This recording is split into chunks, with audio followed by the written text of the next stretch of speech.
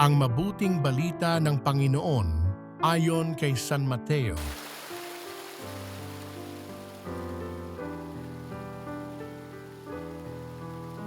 Noong panahong iyon, sinabi ni Jesus sa kanyang mga apostol, "Huwag ninyong isiping naparito ako upang magdala ng kapayapaan sa lupa. Naparito ako upang magdala ng tabak, hindi kapayapaan, sapagkat naparito ako upang papaglabanin ang anak na lalaki at ang kanyang ama, ang anak na babae at ang kanyang ina, ang manugang na babae at ang kanyang biyenang babae, at ang kaaway ng isang tao, ang kanya na ring kasambahay. Ang umiibig sa ama o sa ina nang higit sa akin ay hindi karapat-dapat sa akin. At ang umiibig sa anak na lalaki o babae nang higit sa akin ay hindi karapat-dapat sa akin.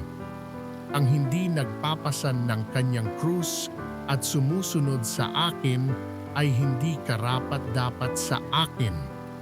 Ang nag-iingat ng kanyang buhay ay siyang mawawalan nito, at ang nawawalan ng kanyang buhay dahil sa akin ay magkakamit nito.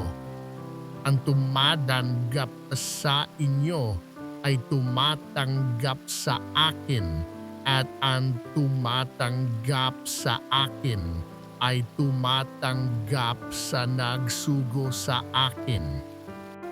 Tumatanggap sa isang propeta dahil sa siya'y propeta ay tatanggap ng gantimpala ukol sa propeta. At ang tumatanggap sa isang taong matuwid dahil sa siya'y matuwid ay tatanggap ng gantimpalang nauukol sa taong matuwid.